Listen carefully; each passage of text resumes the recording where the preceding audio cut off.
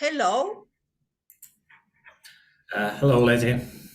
Now we have a new member to the channel, and I would like to say a big warm welcome.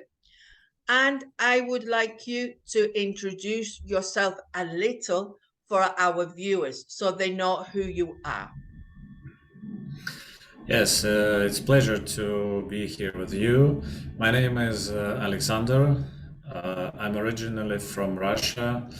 Now I have been living for uh, uh, 9 months in Turkey.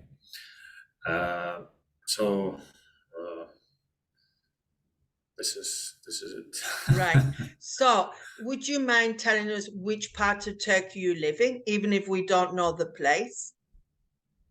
Well, I think you know this place. It's a Mediterranean coast of Turkey. The city name is Antalya. Oh, Antalya. Right. Okay, I've heard of it. So I've only been to Istanbul, but Antalya, I'm heard, is a small tourist place. Could this be correct? Well, actually, it's not a small. It's a kind of province. So there are a lot of small towns or cities. Yes, touristical, most of them. So this is a province, and the city of Antalya is one of the city in this province. Right. Okay, so there's a province called Antalya, and one of the places inside the province is called Antalya. I Yes, have host. a student who is studying medicine there in the university, and he started studying in Turkish. And now he's doing his second year in English, and he's so happy because he understands a lot more in English. Right, so you were here, so I can welcome you. And of course, we're going to talk about your English journey. So, can you remember when you started to learn English? I started to learn English at school in Moscow. It was in second grade, yeah, second class. Yes, but uh, I should have learned better. Now I understand it, but what's done is done, and then I had to improve my English after school, and I needed English during my job. So and then I started to learn English using YouTube channels and using special courses of learning Right. English. So and So, can we just go back a little bit? You said yeah, you learned in the second year. How old would you be about then? I was 8 years old, but it was a kind of specialized schools in my country in which children started to learn English foreign language. Mm, uh, it could be German language or Spanish or Right. So French. your school specialized in foreign languages. I remember, Yes, I yes. think about 10 or 12 years ago when I went back to England, I saw that some high schools, not primary schools, high schools specialized in certain things. For example, I saw one near my house which specialized in sport. So they study all the other subjects, but they give more emphasis to sport. And then I went to another town and they specialized in foreign languages. And I went to visit this school. It was amazing. They were learning Chinese, German, Spanish, and the children could choose among all the other subjects they chose to study foreign languages. So you were 8 years old. And Yes. I don't know if you can remember what kind of method they used, just like reading and grammar and writing and not speaking. I don't know. Can you remember by any chance? Yeah, it was quite standard methodology. it was reading and listening and writing, and there was a very interesting part with they sold vinyl discs or All right, tapes, records. yes, and yeah, records, and we used to hear them in earphones and tried to repeat all this information.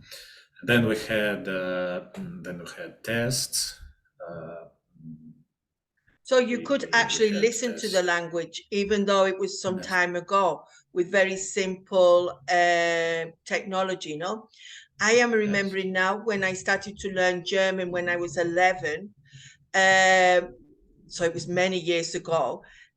We had a language lab, but very simple. We had headphones like yourself. We had like a projector. That was the word. Yes. A projector onto a screen, and the slides moved. So we would see a slide, we would listen to something, but it was slides and it was very simple, the mechanism. But our teachers were very motivated. They used to go back to Germany every year for summer. And so we did get a lot of speaking practice, even though we did the other skills. So, can you remember the first time you spoke English? Uh, except English lessons. Yes, outside of English lessons in real life. Uh, Maybe it was the first meeting with students came from the United States or from the Exchange United. students, maybe. Yes, United Kingdom. They came to our school, and yes, I tried to to have a conversation with some of them. Yeah, That was that very was good the because first some time. people can be shy, they don't want to do anything, no? So that was very good. am thinking that I'm talking more than 40 years ago. Some countries were closed to foreign people coming. I know here in Spain, the English language took off very late. There were no teachers prepared to teach the language. This had a different political idea. So they Mhm. weren't lucky enough, the Spanish people over 40 years ago, to learn foreign languages. And then if we take the British, I think I said in another video, the British as a whole, we can't generalize, as a whole, they don't like learning foreign languages. I don't know really why, but maybe because they think everyone speaks English, possibility, or they are afraid to speak a foreign language. So I won't say which one it is because I don't know. I loved German when I studied it at school, but I had to give it up to study another subject. And I was very sad. And I got better marks in German than I did in English in my test. So I did like it. And I wanted to go to Germany many hundreds of years ago, but it never happened. Now, do you practice English every day? Uh, yeah, yes. I do practice English every day. Uh, I try to speak every day, and I watch YouTube clips, YouTube channels every day.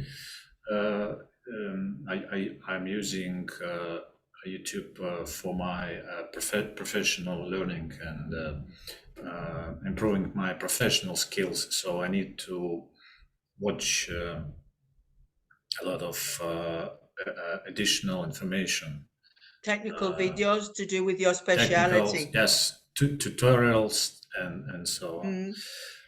I So think we're and quite lucky, don't you, that we're living now a moment of, what could we say, technology, no? And we uh, have no excuse not to learn a language, I think, because I'm a YouTube fan. and I watch it at night before I go to sleep. And even I learn words or words that I have in my subconscious I've got forgotten. The word I've learned this week is long haul, HAUL. It's for flights which are over 5 hours. Maybe Oh, because I've never done it or I've never yes, really paid attention, I didn't know this expression, long haul flights. And so, as I've been watching videos about this subject, it's stuck in my head now. So, maybe this is a good idea. The more things you listen to and watch subconsciously, it sticks in our head, no? So, maybe that is a way to learn. What's your yes, I agree. favorite way to practice your English? Well, I think that the most important goal for me is fluently speaking. I think that it is a kind of quintessence of language for me, because it combine vocabulary and grammar issues and so on. So I think that my favorite way is to speak.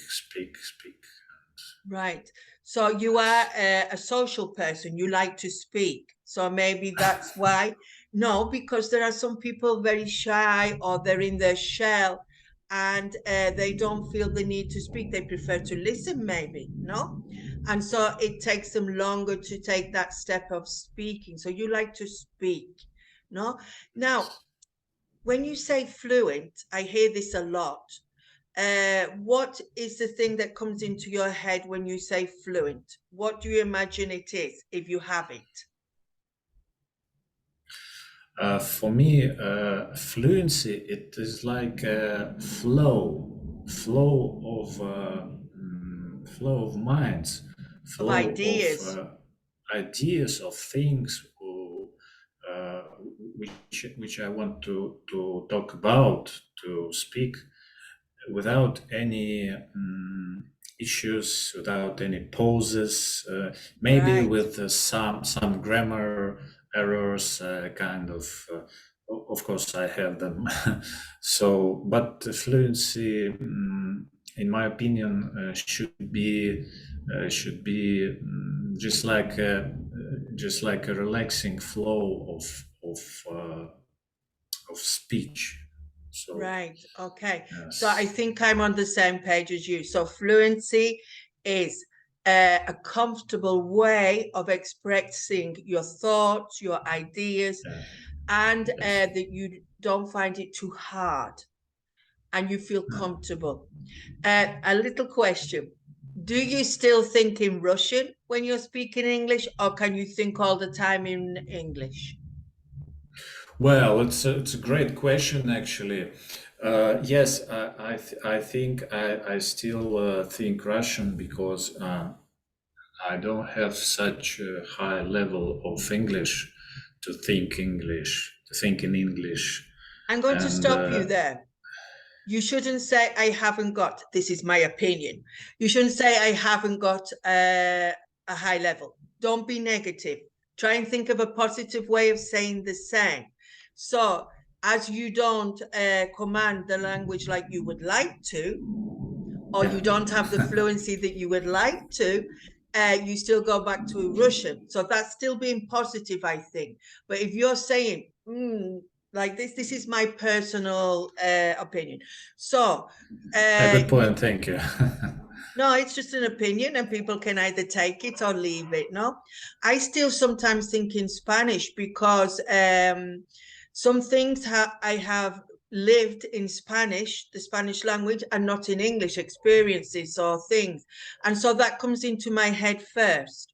So I understand this difficulty. So when you were speaking, do you actually go like this? Russian, English, English, Russian. Do you make that, or is it just the odd word?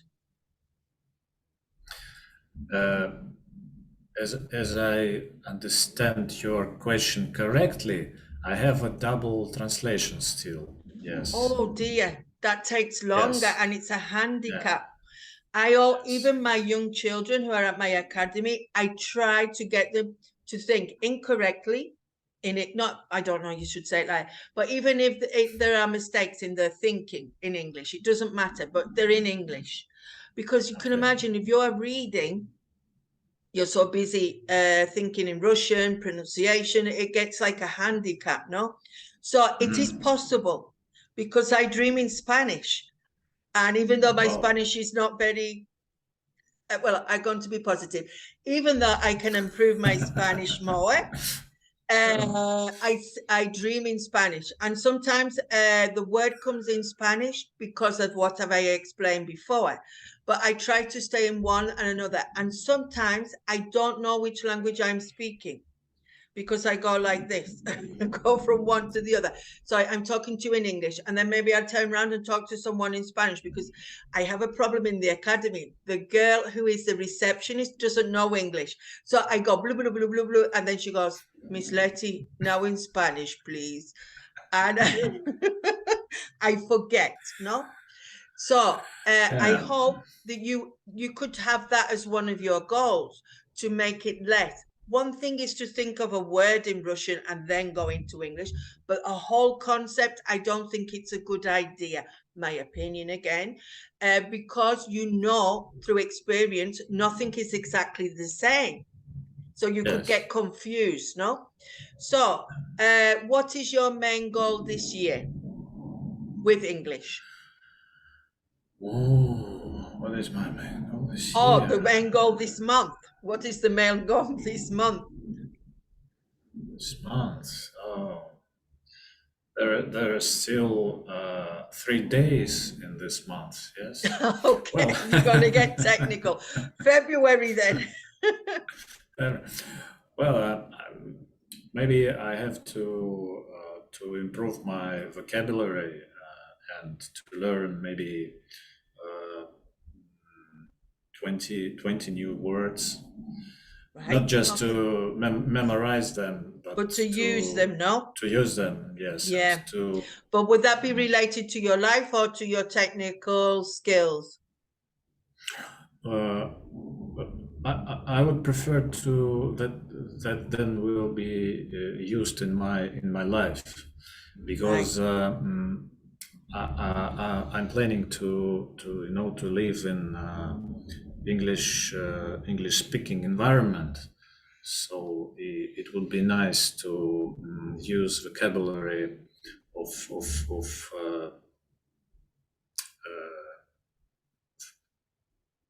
usually speaking words, I could Right. say. I have another So piece of suggestion. I have another suggestion. I'm not going to ask you where you want to go, that's private. But the place where you are thinking of going, I would use your YouTube to listen to the way those people speak. Because Alan and I had a conversation, and depending where you want to go and who you want to mix with, they speak in a very different way. So let's imagine you want to go to Malta. It's an English speaking country. And when you go, you get off the aeroplane, you're thinking, oh dear, they don't speak like me, what I have been learning.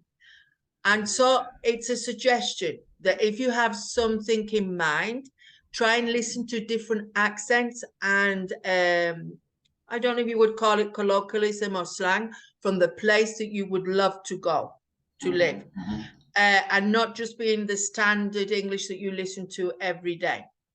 Right. What are your strengths in English? What are you good at in English, do you feel? ooh, ooh.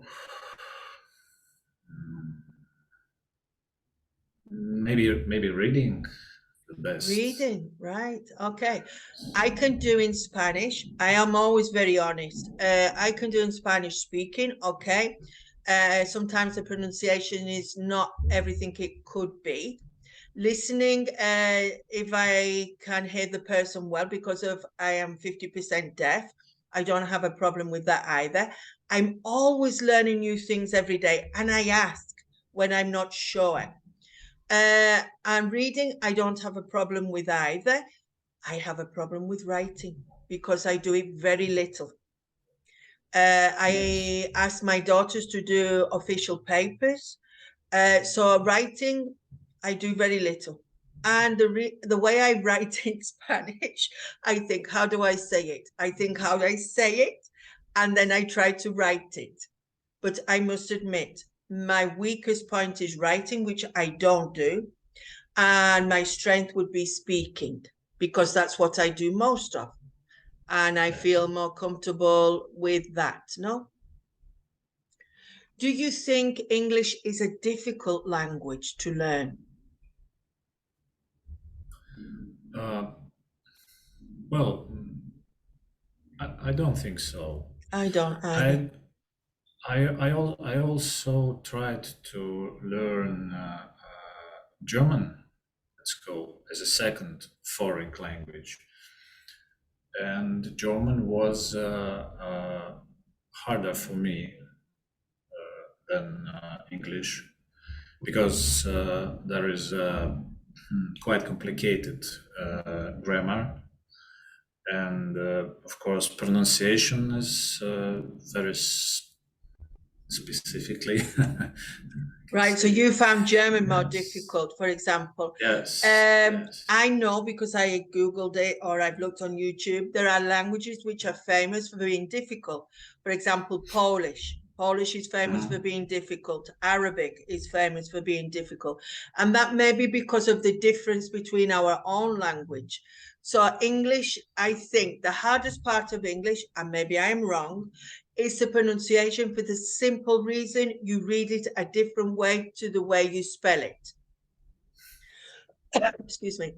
So if that was like in Spanish, you learn the sounds of the letters.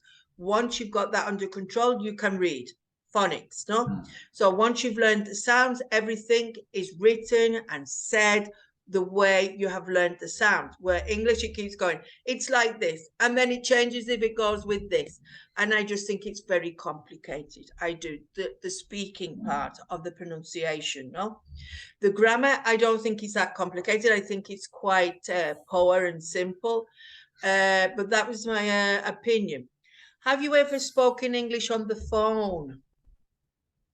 Oh yes, I have a great experience uh, in this when I uh, used to work in a little company, and I did a technical support job, and I had to speak with our colleagues from India, and that conversation was on the phone, yes, and communication quality was not good, and it was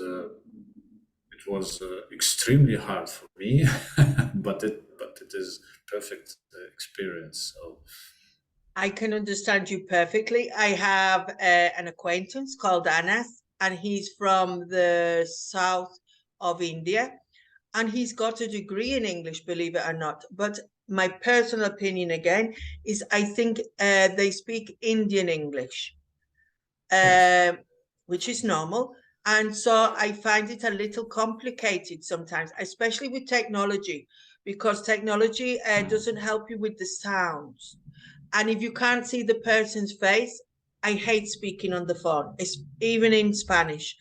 I hate speaking on the phone. If I can go to, this is what I don't like about modern technology.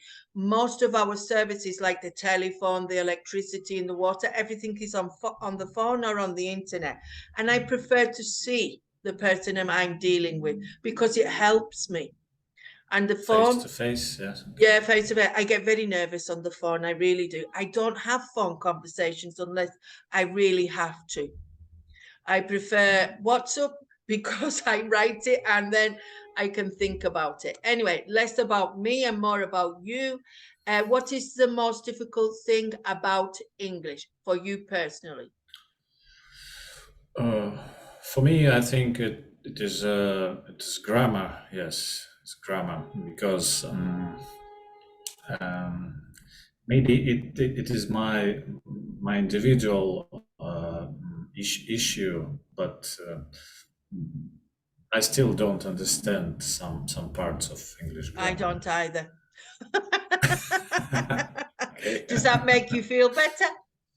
I've Oh, had yes. a little conversation when I've met Christian Sanders, and I always feel really bad. I went to his human grammar course, and I thought, because my daughters told me to go, not to his course in particular, but to a grammar course. And I thought, oh, I'll do this one. Then I had time.